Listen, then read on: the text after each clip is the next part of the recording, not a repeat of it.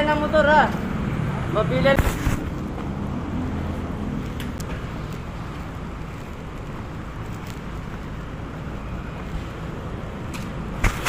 Papila na lang po, papila. Nandun po pila ng motor. Lagyan mo na yung pila. Boss, hindi po kayo makakargan dyan.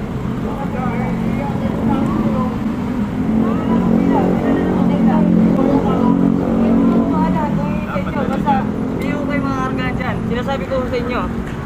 Makukulit ko kayo ah. Bahala ko kayo dyan. Hindi ko kayo makakargahan. Sinasabi ko sa inyo.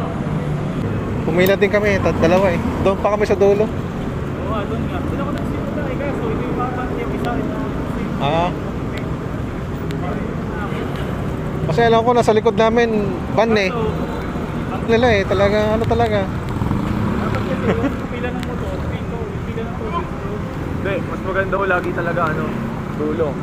Dulo kami pumila lahat eh. Pagka dulo kami pumila. Kaso kung kami sir, ito yung pila na sa tubig ko.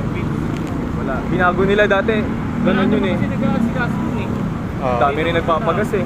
Kaya hindi nila maasikaso. Oo. Doon po ang pila ha.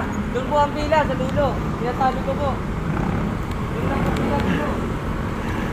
Ngayong Mas lang gagamitin. Eh? Huwag halo-halo. Kasi kung